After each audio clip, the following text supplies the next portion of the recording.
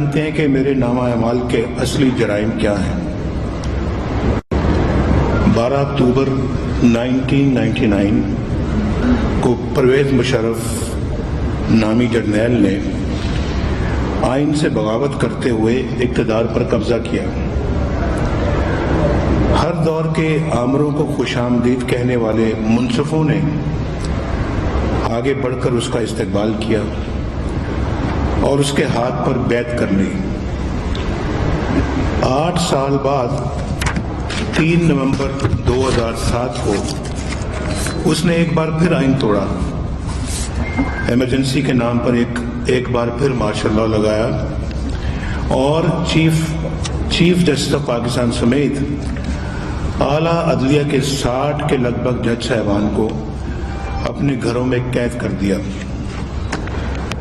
دنیا کے کسی بھی ملک میں اس طرح کی شرمناک واردات کی نظیر شاید ہی ملتی ہو۔ ایک جمہوری جماعت کی حیثیت سے مسلم لیگ نون نے مشرف کے غیر آئینی اقدامات کے بارے میں ایک واضح موقف اختیار کیا۔ 2013 کی انتخابی مہم میں اپنا یہ موقف عوام کے سامنے رکھتے ہوئے ہم نے واضح طور پر کہا کہ حکومت قائم ہونے کی صورت میں آئین پاکستان کے آرٹیکل 6 کی روشنی میں مشرف پر ہائی ٹریزن کا مقدمہ قائم کیا جائے گا۔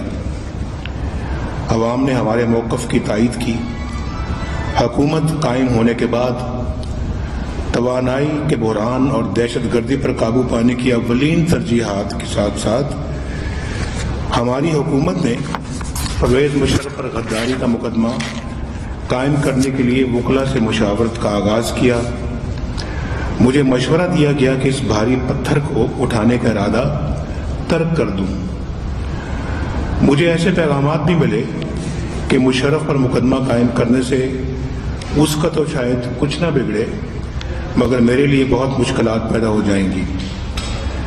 ان مشورہ نما دھمکیوں کو نظر انداز کرتے ہوئے میں اپنے ارادے پر قائم رہا۔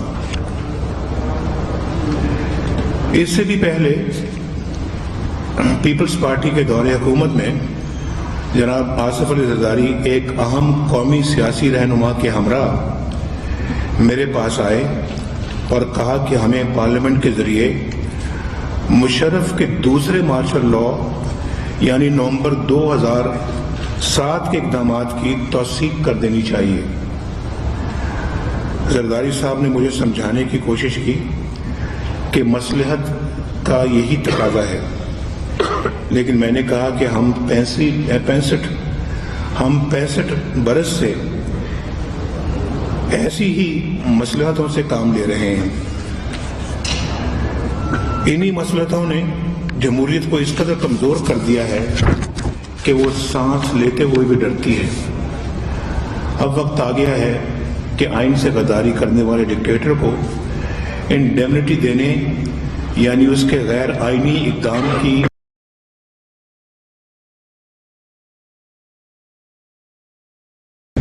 اسے کٹہرے میں کھڑا کیا جائے، اس سے پوچھا جائے کہ اس نے اپنا حلف کیوں توڑا اور مسلح افواج کی طاقت کو اپنے ذاتی مقاصد کے لیے کیوں استعمال کیا۔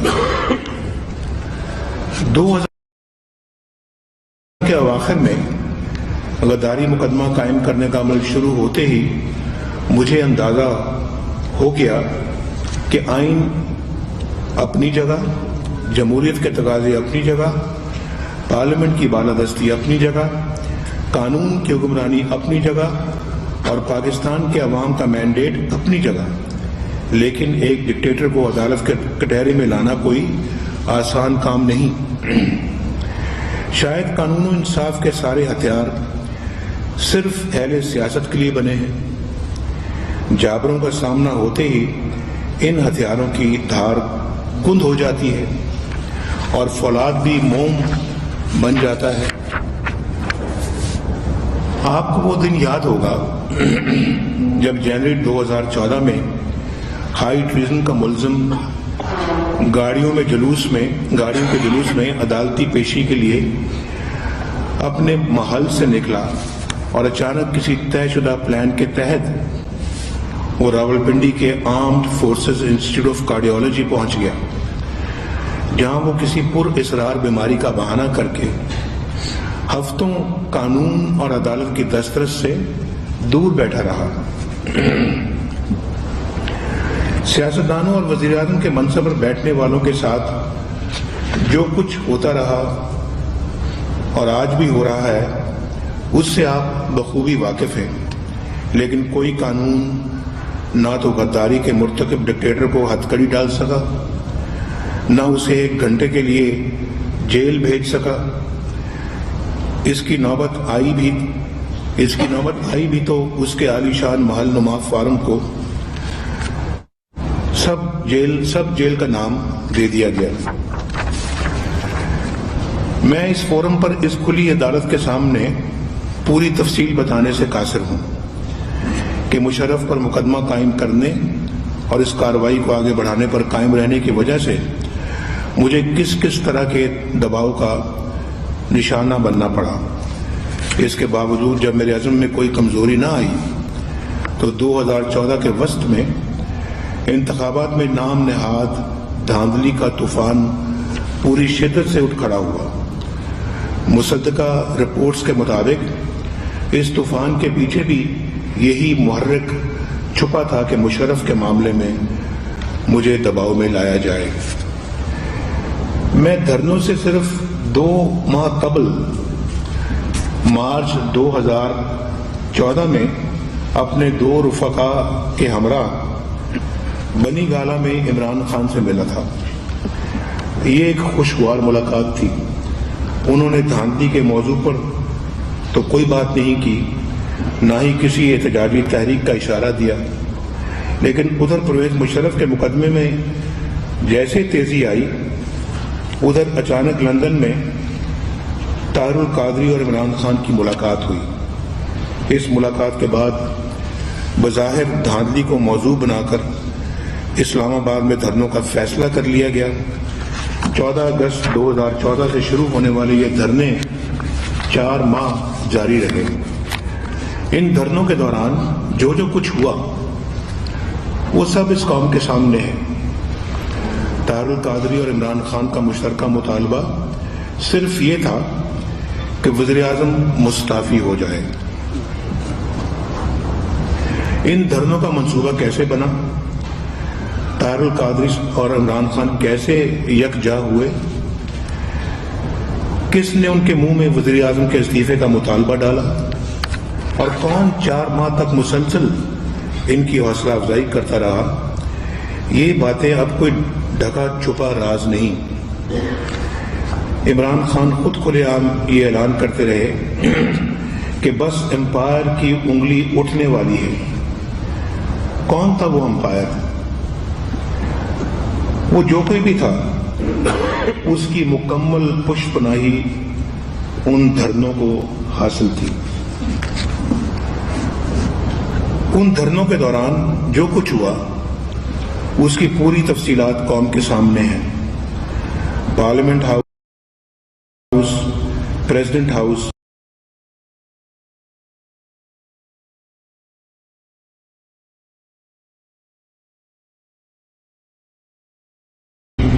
غرض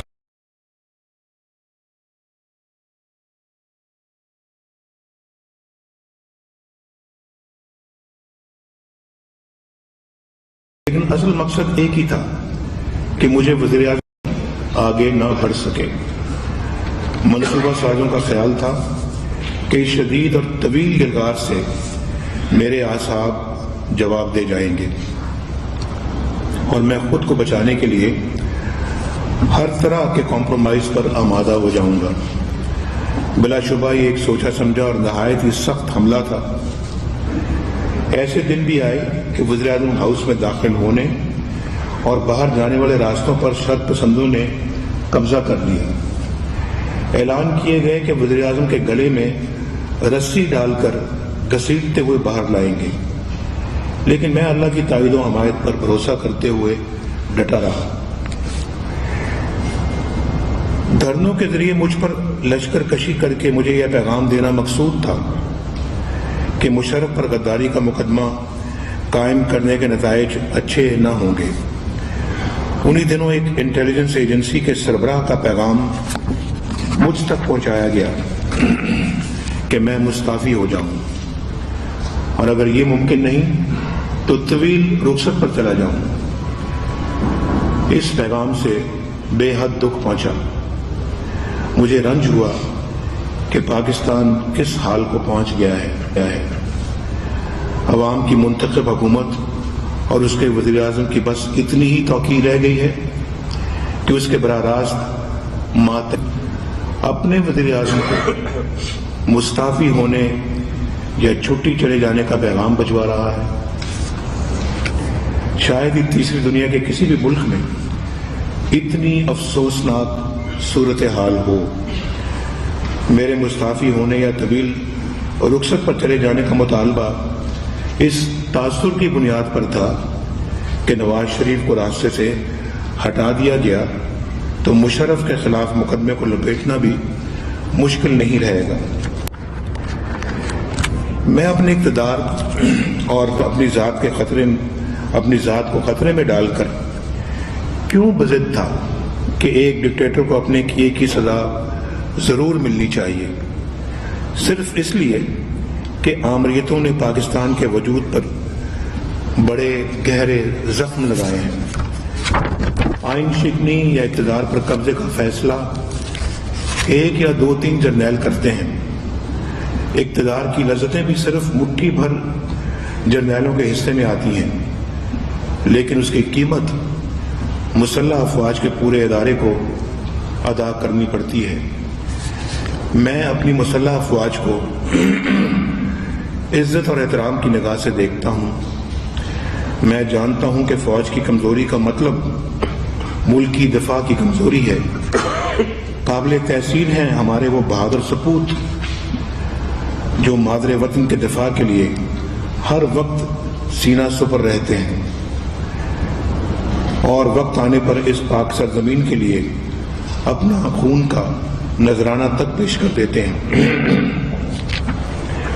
اس فوج کی اصل آبرو بہادر ماؤں کے وہی فرزند ہیں جو اقتدار کی بارگاہوں کی بجائے سرحدی مورچوں میں بیٹھتے اور اقتدار کی بجائے ہمارے کل کے لیے اپنا آج قربان کر دیتے ہیں۔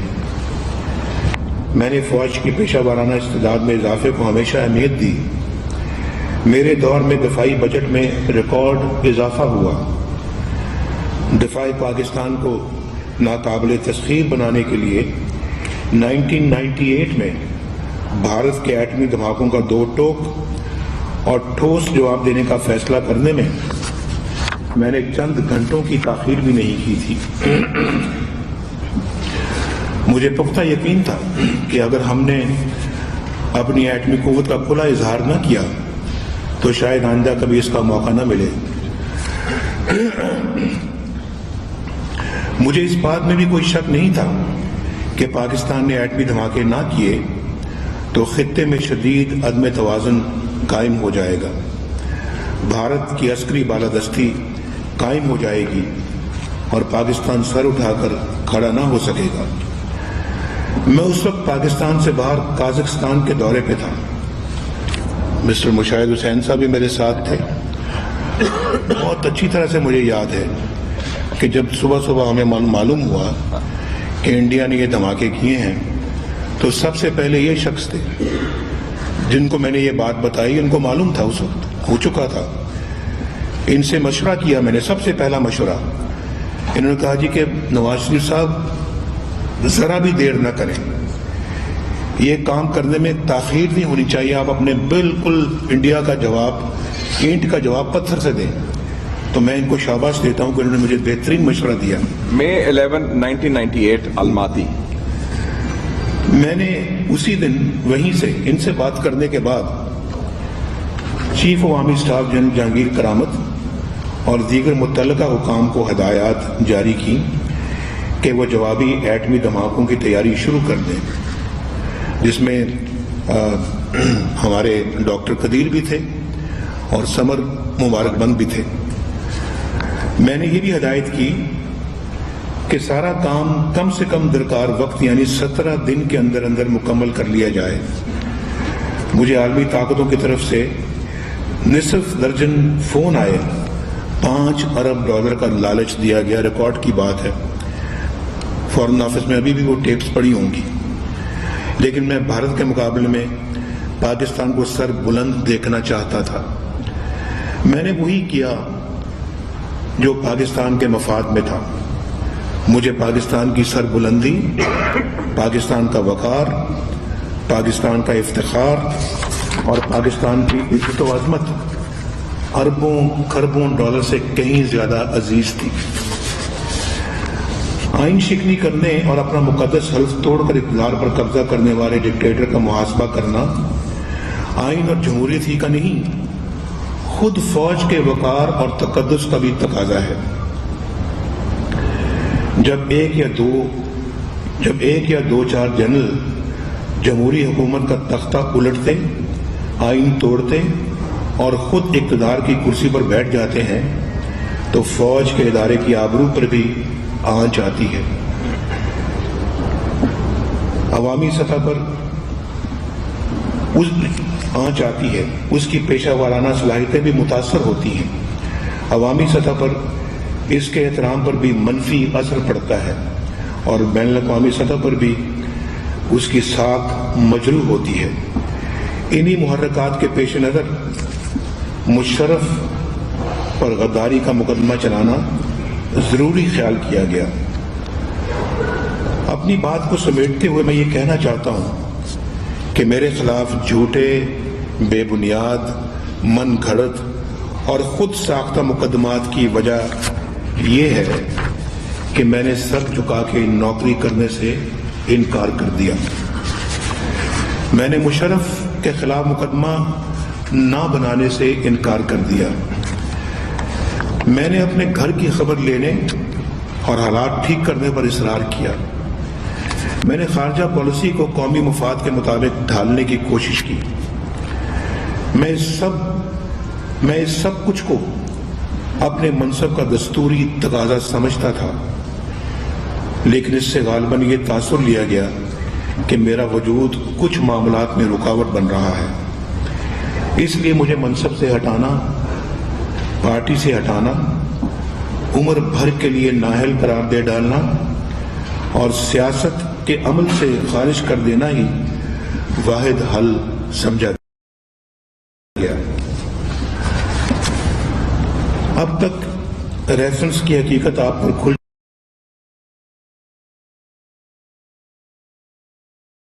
चुकी होगी।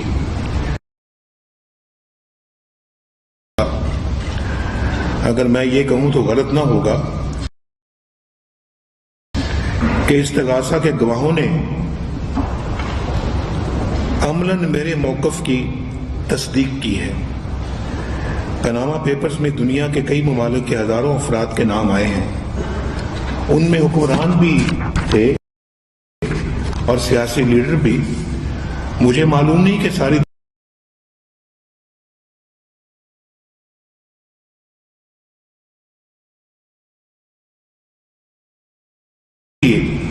नाअहल करार पाए, लेकिन पाकिस्तान में पनामा के नाम पर यह सब कुछ सिर्फ एक ऐसे शख्स के खिलाफ हुआ जिसका पनामा में नाम तक न था। उस शख्स का नाम नवाज शरीफ है।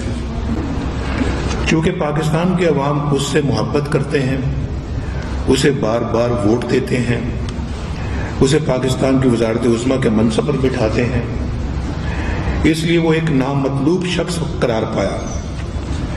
उसे कभी अपनी आईनी मियाद पूरी नहीं करने दी गई। उसे सबक सिखाने के लिए कैद किया गया, काल कोठरियों में डाला गया। उसे हाई जैकर करार देकर उम्र कैद की सजा दी गई। खतरनाक मुजरमों की तरह उसके हाथों में हथकड़ियां डालकर जहाज की सीट से बांध दिया गया। उसकी हर मुमकिन तजलील की गई। फिर इस मुल्क को उसके शर से बचाने के लिए जिला वतन कर दिया गया। اس کی جائیدادیں ضبط کر لی گئیں، اس کے موروثی گھروں پر قبضہ جما لیا گیا۔ وہ جب ساری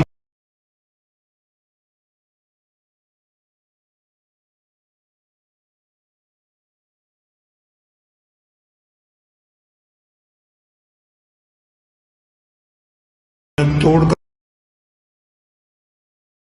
19 سال قبل یہ سب کچھ پاناما کی وجہ سے ہو رہا تھا۔ خاموش بھائی، خاموش خاموش۔ کیا آج سے 19 سال قبل یہ سب کچھ پاناما کی وجہ سے ہو رہا تھا؟ کیا میرے ساتھ یہ سلوک لندن فلیٹ کی وجہ سے کیا جا رہا تھا؟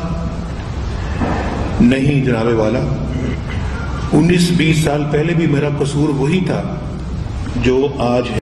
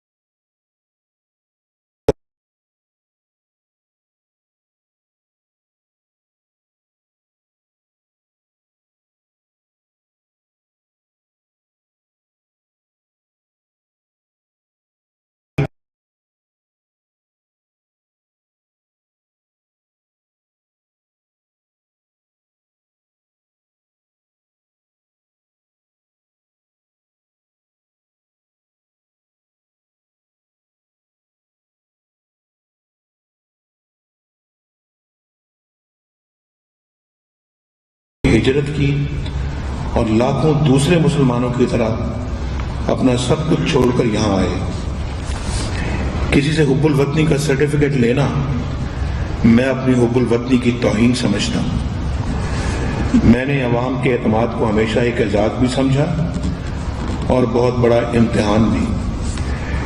میں نے اس ملک اور عوام کی حالت بدلنے کے لیے جو کچھ کیا اسے اللہ کی خصوصی عنایت سمجھتا ہوں۔ آج پاکستان میں موٹر ویز اور شاہراہوں کا جال بچھا ہے۔ پشاور سے کراچی تک موٹر وے کا خواب شرمندہ تعبیر ہونے کو ہے۔ میں اللہ کے حضور احساس تشکر کے ساتھ یہ کہنا چاہتا ہوں کہ گزشتہ 5 سال میں ہماری حکومت نے جتنے کام کیے ان کی مثال گزشتہ 65 سالوں میں نہیں ملتی۔ سی پیک کا منصوبہ اور اربوں ڈالر کی سرمایہ کاری ایک ابھرتے ہوئے پاکستان کی نوید بن رہی ہے۔ شورش زدہ بلوچستان کو ہم نے امن دیا۔ بوری بند لاشوں، بھتوں اور ہڑتالوں والے کراچی کو بدامنی سے نکال کر روشنیوں اور رونقوں کی طرف واپس لائے۔ 19 سال کے بعد اس ملک میں مردم شماری کرائی، فاٹا کو قومی دھارے میں لانے کے لیے اصلاحات کی، زراعت پیشہ لوگوں کو مساعی مراعات دیں، نوجوانوں کے لیے خود روزگاری کے مواقع عام کیے، اعلیٰ تعلیم کے لیے بھاری وظائف کی سکیمیں شروع کی، صحت کارڈ کے ذریعے علاج کی سہولتوں تک رسائی دی جا رہی ہے، بجلی کی پیداوار میں 10,000 میگا واٹ کا اضافہ کیا، دہشت گردی کی آنکھوں میں آنکھیں ڈال کر دیکھا اور اس پر کاری ضرب لگائی، خارجہ پالیسی کو نئے خطوط پر استوار کرنے کی کوشش کی، اقوام متحدہ میں کشمیری عوام پر بھارتی مظالم کے خلاف بھرپور آواز اٹھائی، پاکستان کے بارے میں اس کے جارحانہ اور سخت گیر رویے سے عالمی رہنماؤں کو آگاہ کیا، افغانستان سے معاملات بہتر بنانے کی کوشش کی، عالمی طاقتوں کے خدشات دور کرنے کی کوشش کی۔ میں اللہ تعالیٰ کے فضل و کرم سے یہ دعویٰ کر سکتا ہوں کہ ہم نے اپنی قوم کو وہ پاکستان دیا جو زندگی کے ہر شعبے میں 2013 کے پاکستان سے زیادہ روشن، زیادہ مستحکم اور زیادہ توانا تھا۔ یہ اس ملک کے دانشوروں اور مبصرین نے دیکھنا ہے کہ 28 جولائی 2017 کے فیصلے نے اس پاکستان کو کیا دیا، اس ملک کے عوام کو کیا دیا۔ معیشت، توانائی اور انفراسٹرکچر کے منصوبوں، صنعت کاروں اور سرمایہ کاروں کے اعتماد کو کتنا نقصان پہنچایا، جمہوری عمل اور حکومتی کارکردگی پر کیا اثرات ڈالے، پاکستان میں سیاسی عدم اور استحکام اور بے یقینی کو کتنی ہوا دی، ان عوام کے دلوں کو کس قدر زخمی کیا جو کئی برس بعد ایک ابھرتا ہوا، ترقی کرتا ہوا اور آگے بڑھتا ہوا پاکستان دیکھ رہے تھے۔ ممکن ہے مجھے حکومت سے بے دخل کرنے اور نااہل قرار دینے سے کچھ لوگوں کی تسکین تو ہو گئی ہو، لیکن کوئی بتا سکتا ہے کہ پاکستان کی جمہوریت، پاکستان کے آئینی نظام اور پاکستان کے احترام اور وقار کو کیا ملا؟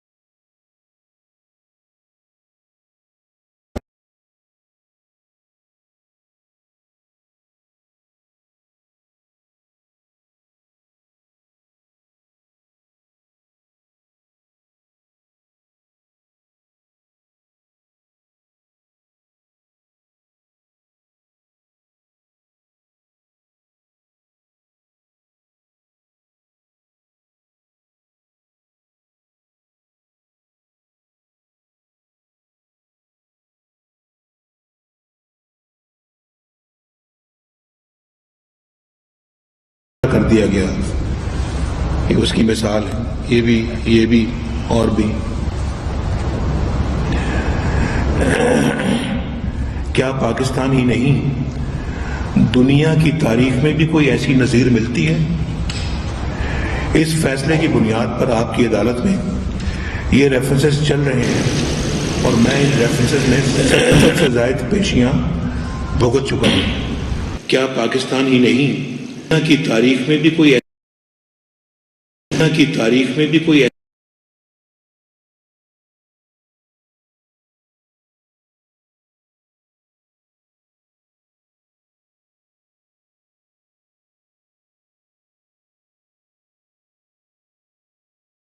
نظیر ملتی ہے؟ اس فیصلے کی بنیاد پر آپ کی عدالت میں